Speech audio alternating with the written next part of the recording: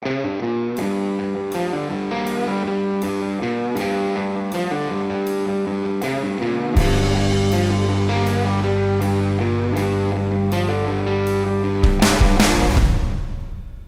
everybody, and welcome to lucky episode number 13 of the Time to Calibrate podcast. It's also our first show of 2025. Bob here with co-hosts Brent from The Calibrated Wrist, Mark, writer at Worn and Wound, and special guest we're all excited to talk to, Chris Salih from the YouTube channel Watch Chris. How's it going, Chris? Really appreciate you coming on. Thank you for inviting me. I'm very excited to be here.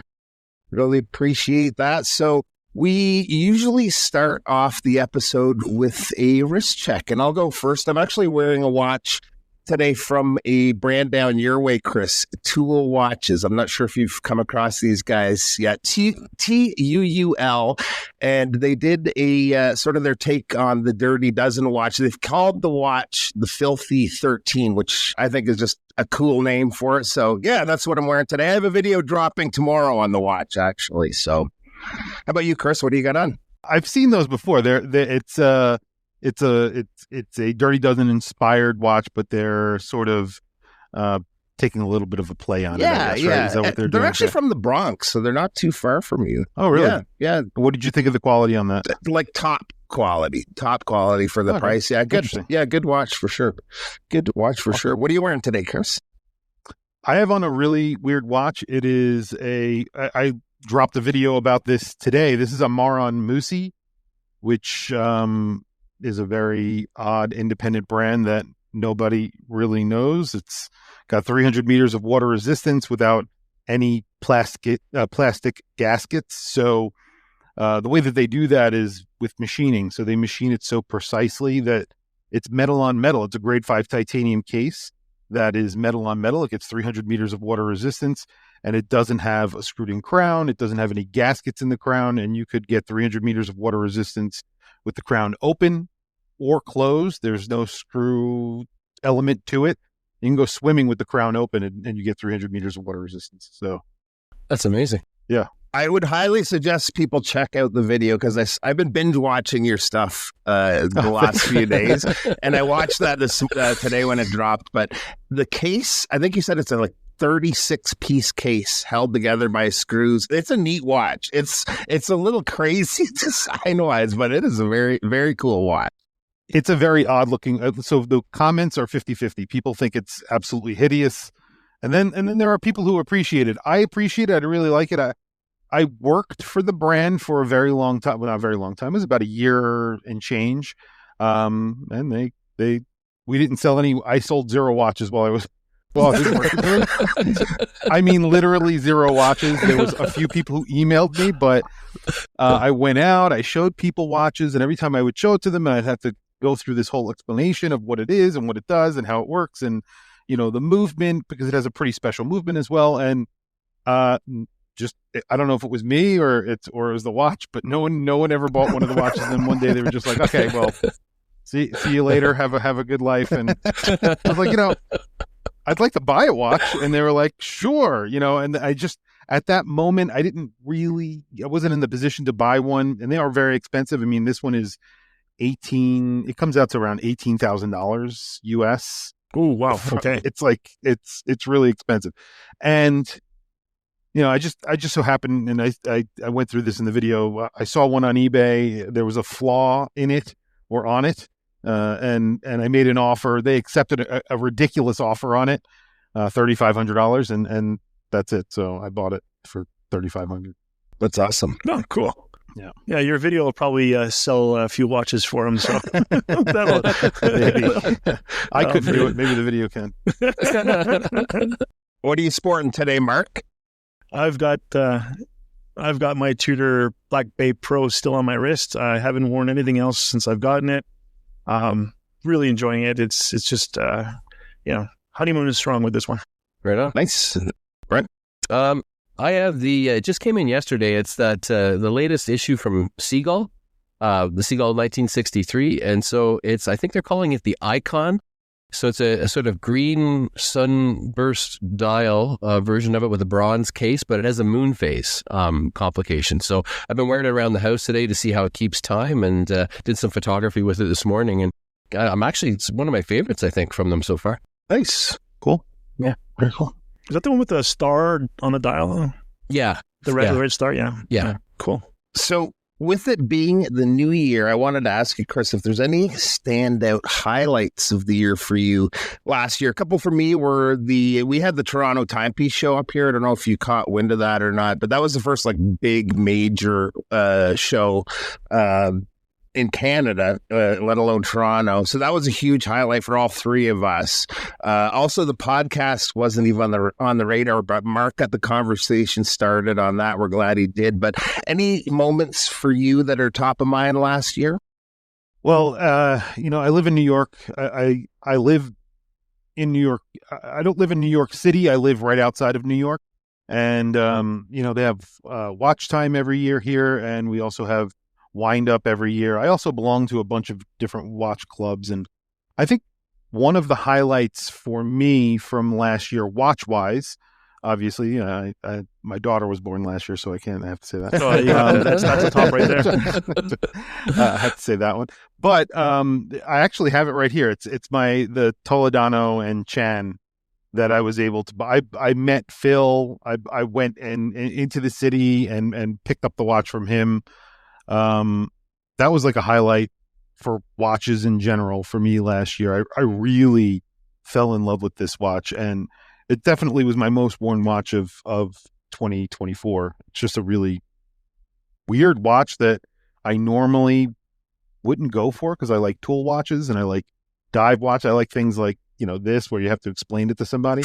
But this is just, I thought this was just cool. Yeah, don't kid yourself. You're going to have to explain that one too at some point. Yeah, that's true. Yeah. I kind of like that though. I got to be honest. Like, when someone asks you what's on your wrist, and you're like, well, let me explain it, because it's not just as easy as saying, well, it's a Toledano and Shell. We're like, what is that? I don't know. True. That's part of the fun, right? Talking about the watches we have and having people ask questions about them, which is the only thing I don't like about my tutor is, you get a new watch, you want to put pictures on Instagram and you want to talk about it. But I think this watch has been talked about and photographed enough by so many people that no one needs my pictures or my opinions on it. It's my new thing, so I'm enjoying it. So as a top-notch research-based podcast, we here at Time to Calibrate headquarters thoroughly research our guests prior to interviews. And by that, I mean, we creeped your LinkedIn profile. It looks like you spent the better part of 20 years at a big finance firm. Was the finance environment in New York City what sparked your interest in watches in the first place? And I can imagine there's a lot of people there that wear a lot of watches and high-end stuff and so forth. Did that start your interest, or did you have an interest in watches prior to all that? So I've been collecting watches since I was 14 years old. So when you started at the finance place? Yes, when no, yeah. So I still am in finance. I still work full time in finance, and the dream is not to do that eventually. But I started collecting watches when I was 14 years old. My grandmother bought me a Superman watch at Macy's in Queens, where I grew up, and it just kind of sparked the fascination with watches that I really has never left me. My father loved watches as well.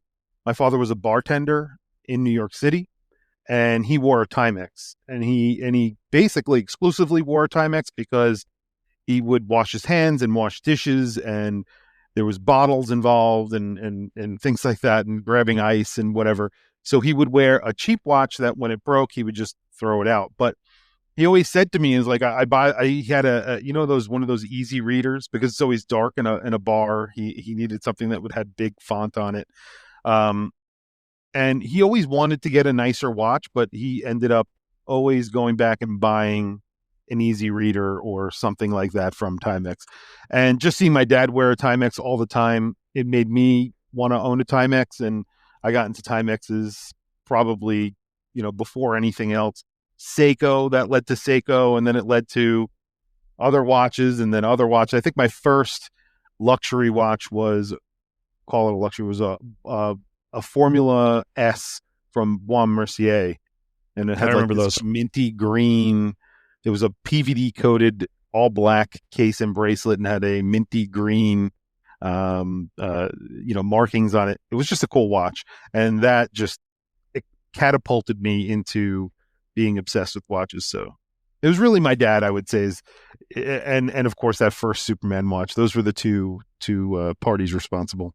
You still have them? I still have the Superman watch. I don't have the Bois Mercier. I sold that a long time ago. But my dad's Timexes, there's a bunch of broken ones in a box upstairs. So I have those.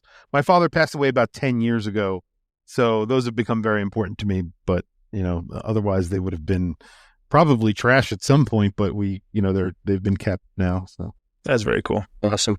So, question about the channel. Your videos are very well produced, and you're very comfortable in front of the camera. And I know that's something I struggled with for quite a long time. It's almost a practice thing. But now that we're talking about just briefly your career, was that something you seemed comfortable right off the bat when you started? Were you doing presentations at the time that made that easier?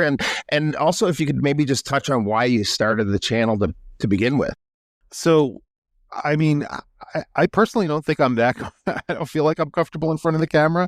I know I don't like looking at myself, and I really don't like hearing myself, because it's just always tough to listen to yourself. Sometimes it's just your own worst, enemy when it comes to certain things. But, I work in finance, and in finance, I deal with a lot of clients, and a lot of those clients are from other banks who I speak to on a pretty regular basis. And a lot of times, maybe you guys don't know, but you just have to be phony all the time, and you have to be happy. It could be you've had a very bad day, but you're talking to someone who basically pays your salary, because they are a customer, and they can't really be nasty to them ever. And so you always have to be nice. And so that has something to do with it, I think. But I started the channel because I really don't love what I do on a daily basis for my day job. And I really love watches, and I wanted to be in the community. I wanted to talk to other people about watches. My wife was in the watch industry. She worked for Panerai for 17 years. And when I would try to talk to her about watches, she would just get mad at me because she didn't want to talk about watches. She came home from work. She was talking about watches. And I was just, I would be at work, and not everybody, it's not the environment to talk about watches. And there's some people who were into it, but there was no real conversations happening about watches. And that's what I wanted to do. I wanted to meet people and talk about watches. And unfortunately, I just, so I started the YouTube channel in order to just really talk to people about watches. I had a lot of watches in my collection, and I decided to do a video a day, or not a day. It was probably a video a week when I first started, or a month. I don't remember, about each one of the watches that I had in my collection. And that was it. That's what I did. That's cool. Great. You and your channel were recently featured again on Teddy Baldassarre's Roundup for 2024. And I remember the first time it happened, you'd put a post up on the Watch Crunch forum, and you were very excited by that. Tell us what that kind of accolade means to you, and what has it brought to your channel? So, I've started my channel about 5.5 years ago. The people that I started watching when I first started my channel, before I even had a channel, was TGV. I used to watch Just One More Watch, which you guys have had on the channel, Jody, and a few other channels, Federico. Teddy Baldassarre was a person that I was aware of and I watched, and his channel was a little bit different from the watches that I was trying to. He was focusing more on affordable watches, and then if I was sort of moving away from affordable watches, and now I've come back and I can appreciate affordable watches. That's why I actually started watching Jody and Just More Watch. But it's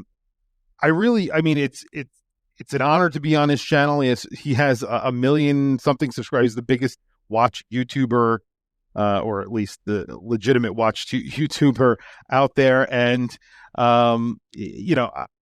it's definitely an honor to be on his channel. And I enjoy making those videos every year for him, and hopefully he continues to ask me to be on it. It does. I mean, you would be surprised. I don't get like 1 million subscribers from that. It's just, I get a little bit of a trickle for a day or two, and that's really it. But I don't do it because of that. I mean, he asks if we want to do it, and I say yes every year. Well, for 2 years now, and I will continue to say yes in the future. I enjoy his channel a lot now, and I pretty much watch all of his videos. Yeah, excellent, awesome. So one thing I love to hear about talking to other guys that are running YouTube channels, running one myself, is the process. From what I understand, you work, what we've talked about, you're working full time, and you also have dad duties. 3 children is the count, I believe now.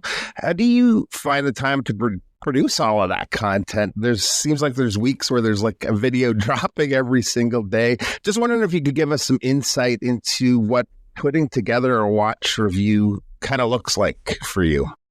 Yeah. You ever see the movie Goodfellas at the end where, I forgot the guy's name, where he's making chicken cutlets and there's like a helicopter outside and they're watching him, and he's like on the phone with somebody and he's trying to figure out, and then he's like looking out the window. He doesn't know what's going on. The baby starts crying and he grabs it. He gets to the car, and that's kind of like what my life is like right now. I have 3 kids. They're constantly I have 2 boys. They're 8 and 6. They constantly fight. My daughter, who's just 1 year old, she's crying all the time. I work full time, but I also work from home. So I work from home 2 days a week and 3 days in the office, which is in Manhattan. So I'm when I'm in the car, it's probably the only time that I have that's a little bit peaceful. I come home. I also cook. So I started out, I was a chef for about 10 years. I worked at Disney World. I worked for Nobu in New York here, Nobu 57. I actually opened Nobu 57. I was the omakase chef there. I worked for Robert De Niro for a little while. And I cook dinner. So I also cook all the meals here as well.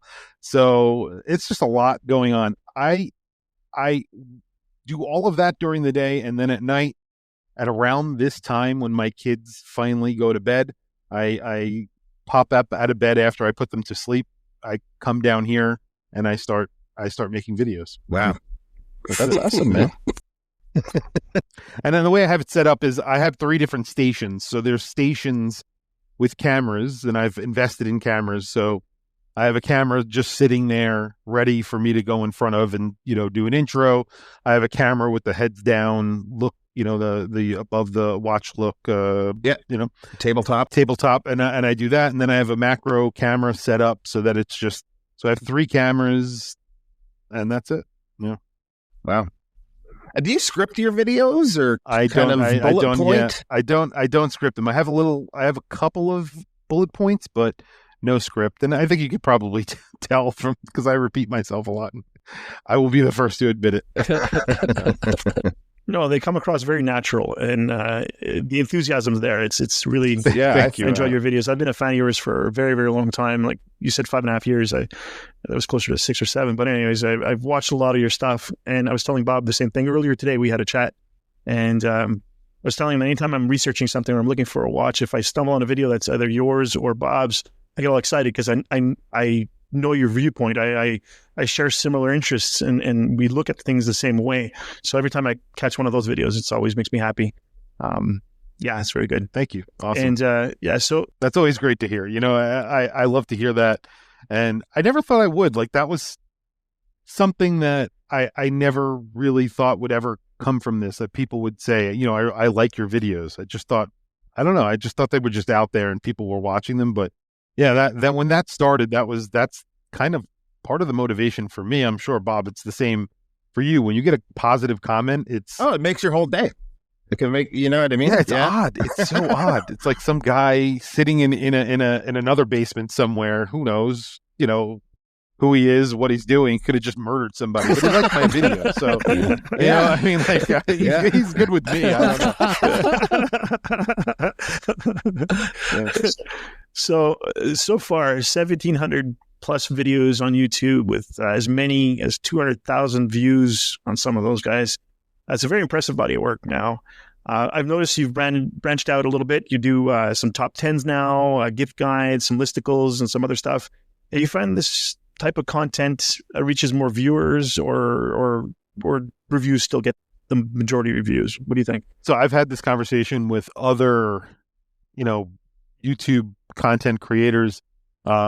Ben's Watches from Instagram, who I'm friends with, and Ben's Watch Club, and a bunch of other people. Like, we've had discussions All the Bens. in general about videos. Yeah, all the Bens and everybody, and Sam from Casual Watch Reviews is another friend of mine, and we've had lots of conversations about these types of videos, and unfortunately, those top videos, they get more views for whatever reason it is. People have shorter attention spans. They don't want to see a 7 to 10 minute video about one watch anymore.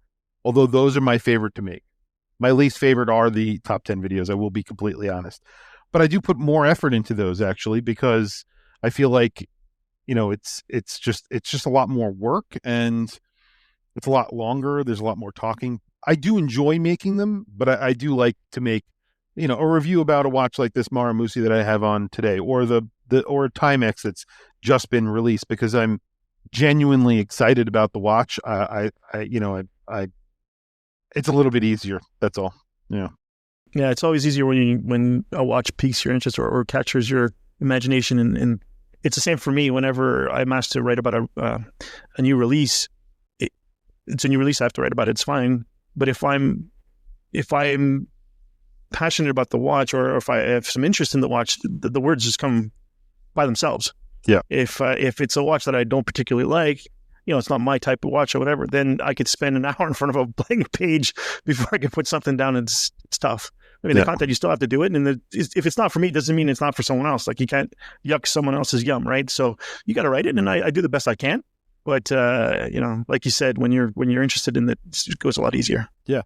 And when it comes to having a YouTube channel, there is a moment where maybe you thought you would like a watch and you get it and you really don't like the watch. And that's happened to me on a number of times. And I've sent back watches where I was just like, listen, you sent me this watch, I have to send it back to you because it's just not going to go well, but there are other times where I've kind of gone through it and I've pushed through, and I've made videos on watches maybe that were not my favorite, but I understand that, not everything is my taste. It's about the general audience, I guess. And I try and tailor to the audience watches that I bring to the channel. So it can't be only about me now. It was when I first started, but now it's more about, what do I think my audience will really enjoy? Because I know what my audience will enjoy. Luckily, it's a lot of things that I enjoy, but sometimes, I see a watch and I say to myself, I have to do a review on this watch because I think my audience will like it. Never mind what I like. So we have a similar approach at the Calibrated Wrist, and it's interesting to hear you say that you send watches back, because we often do a similar process where, we triage from the very beginning. If somebody approaches us, we simply say, it's just not for us. And on occasion, we will get something and we think, okay, we can't do a largely positive review of this. We're just not interested in doing it, So it's interesting to hear you say that as well.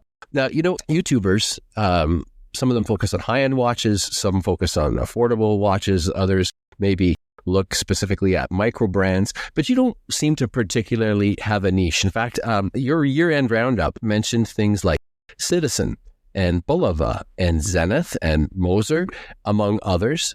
And that really runs the gamut. In fact, you even mentioned a $24,000 Ralph Lauren that I had never even heard of or seen before. And on top of all this, there doesn't really even seem to be one particular aesthetic that you like more than all others. So my question is to you, what constitutes a good watch in your eyes?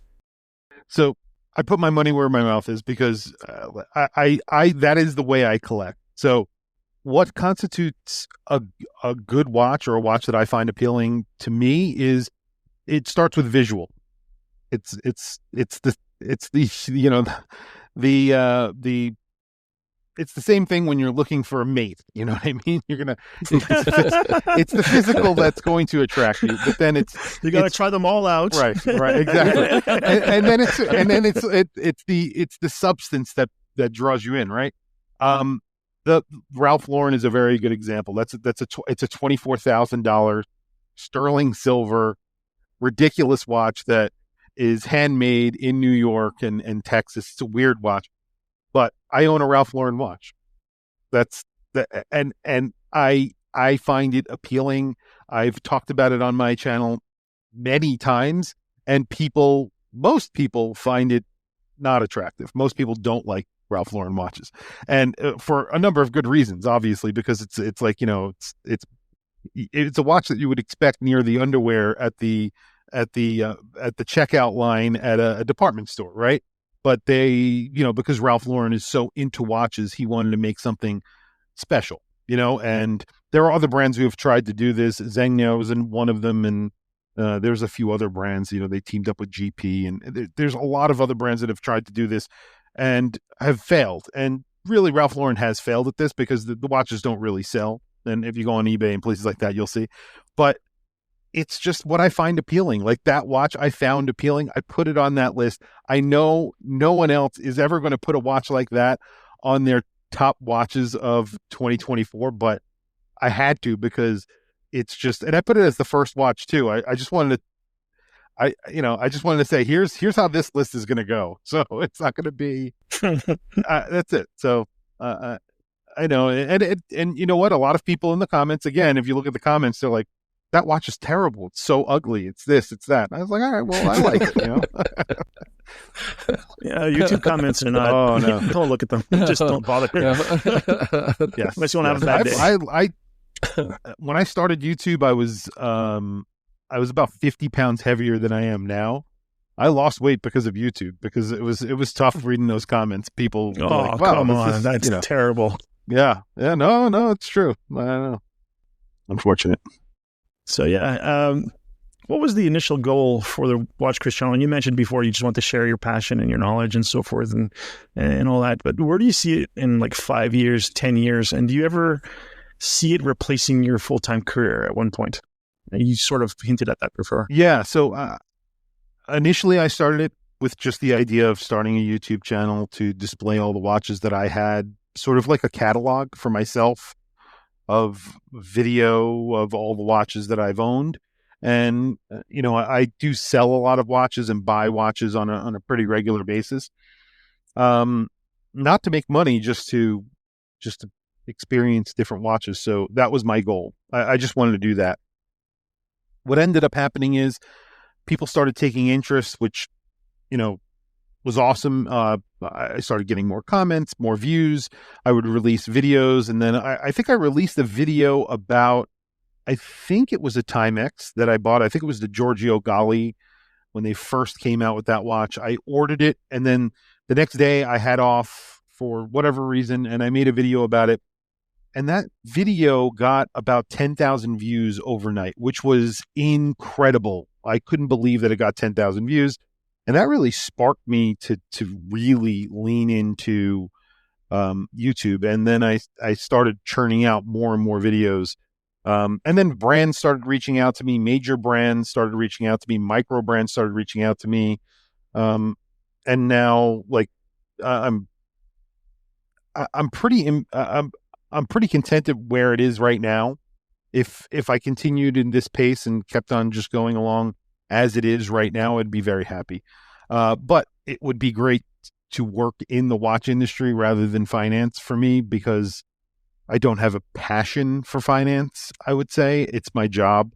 I enjoy watches. I don't know if I enjoy finance. I like going to work. It's not the worst thing in the world, and obviously it pays my bills. So it's allowed me to be a watch collector, which is good. And I've done very well where I work in the bank, and I've been there for almost 20 years. So obviously they haven't fired me yet. So there you go. I hope one day that I could be in the watch industry, maybe have my own micro brand. Jody is a big inspiration. like what he's done. There are other people who have done a lot of collaborations, TGV. Again, Mark from Long Island Watches, who I'm friends with. I was just literally texting with him right before we jumped on here. These guys are inspirations to me. They've worked this into a full-time job. So specifically someone like TGV, who does tons of collaborations, and he has a really successful YouTube channel, and that's how he keeps afloat. That's how he makes money, basically. So I had my next question I had lined up was exactly about that. I just watched the video that Mark put out the other day.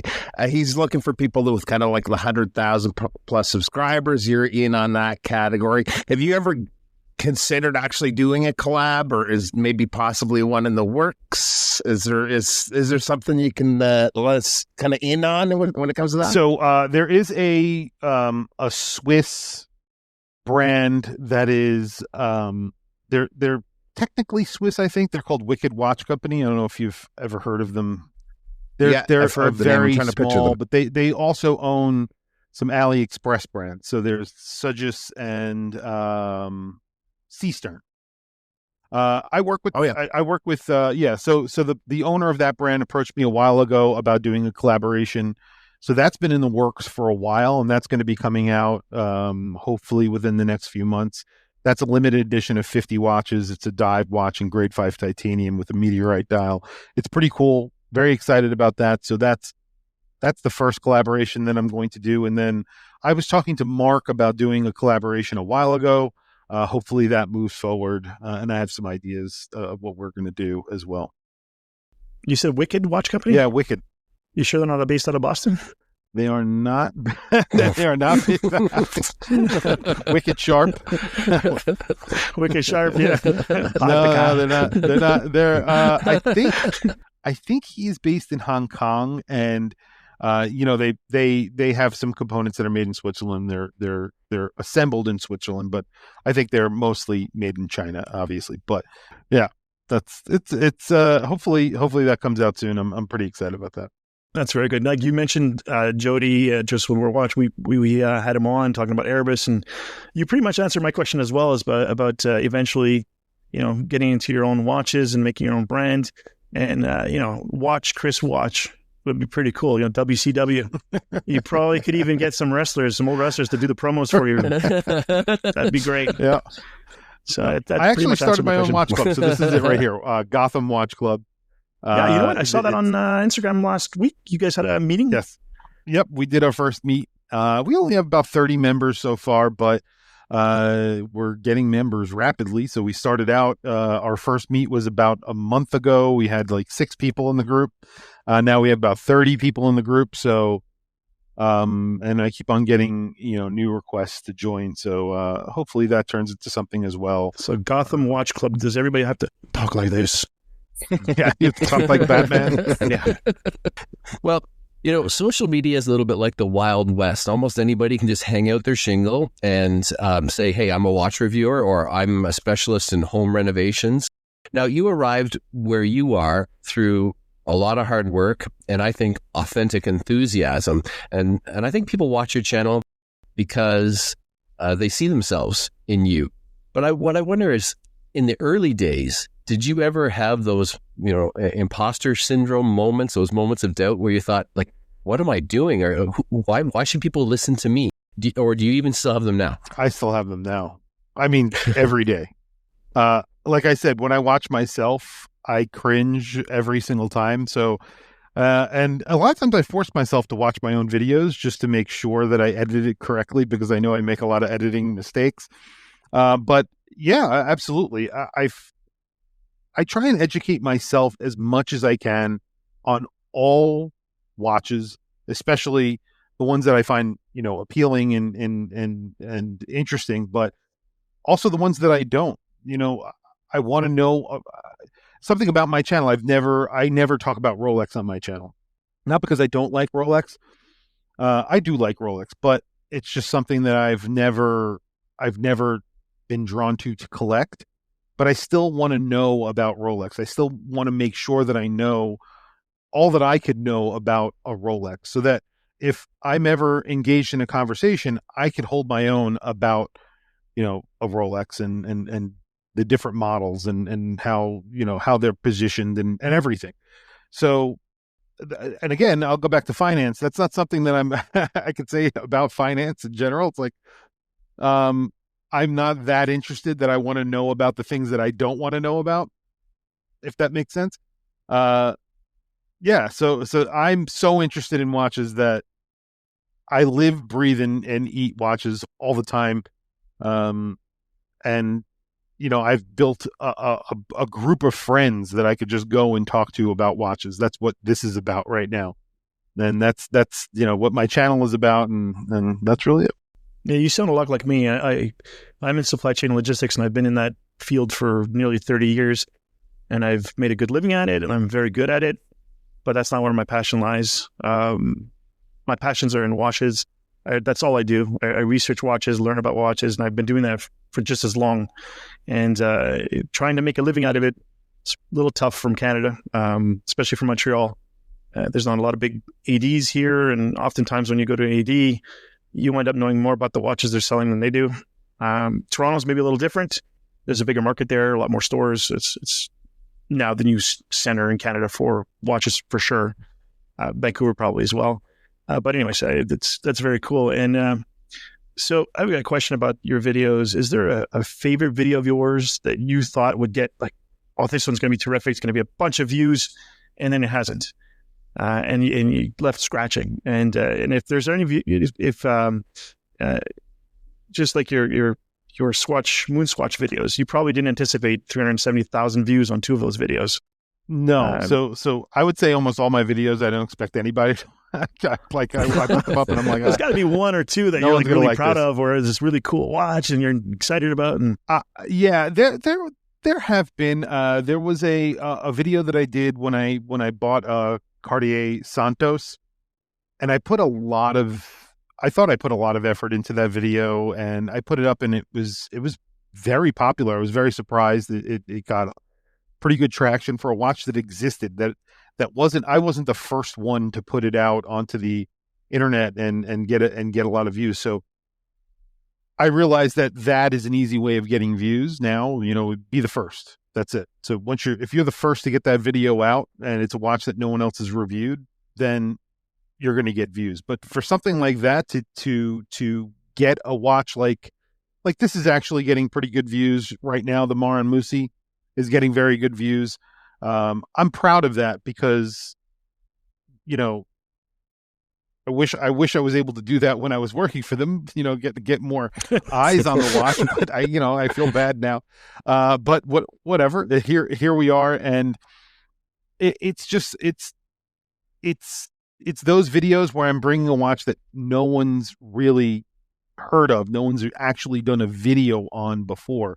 Vicentera is another one that actually, again, I worked for them for a little while as a Vicentera. So these are all jobs that I've just taken on as their U.S. sales rep. And Vicentera was another watch company that I worked for a little while. And I sold a couple of watches with them. It wasn't terrible. Their price point was a little bit better. They were around $5,000. But I made videos.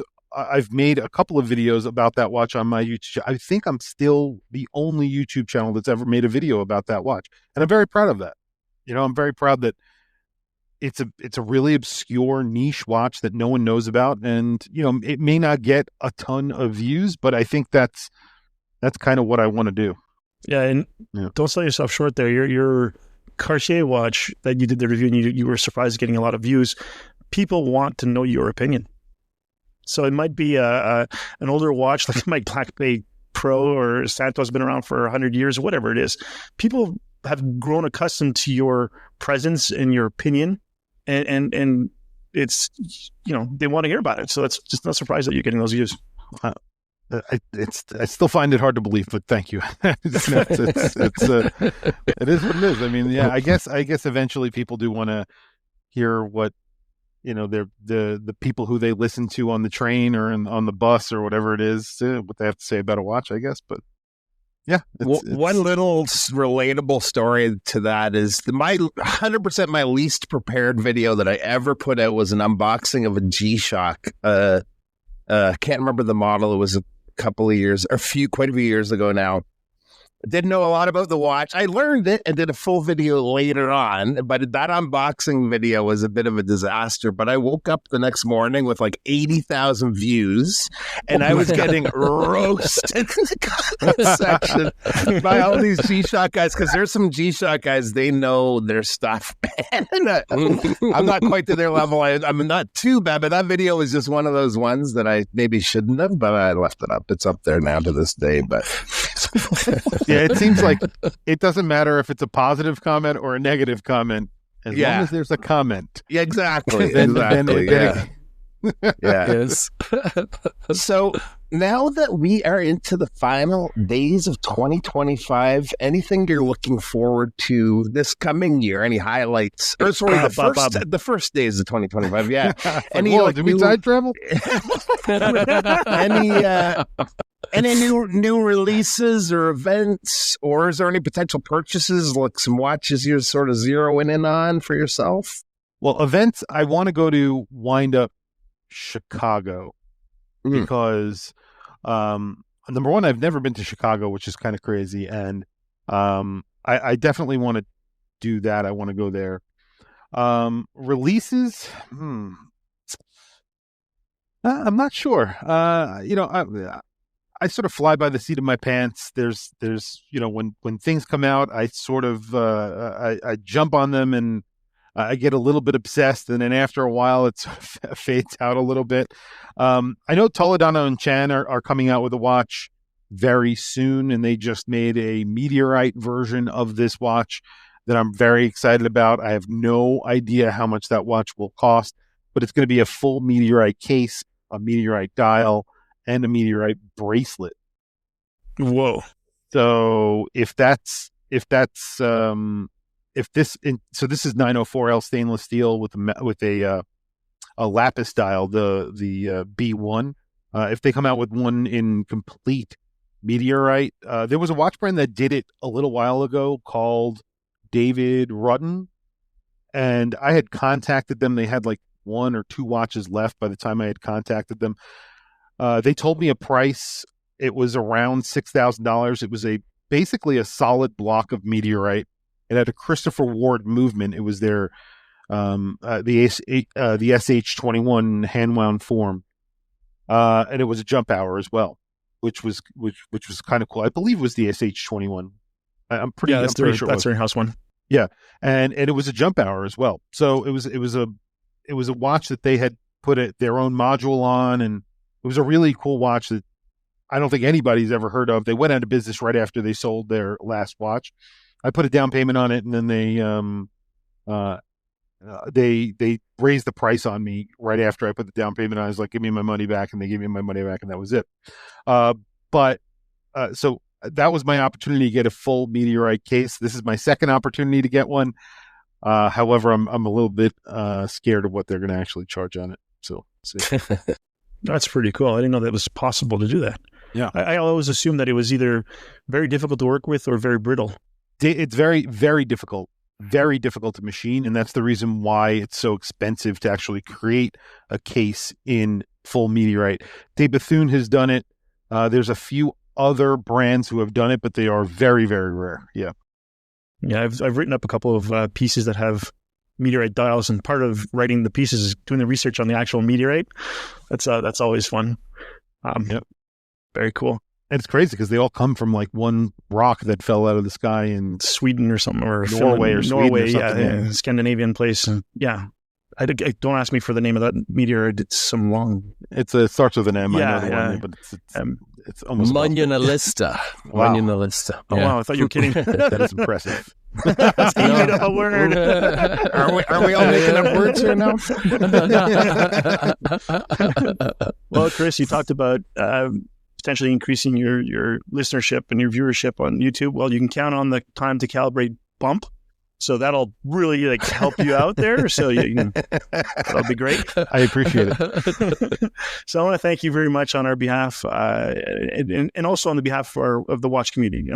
For all the hours of enjoyment and learning and the pleasure of consuming your content for the last 6 years.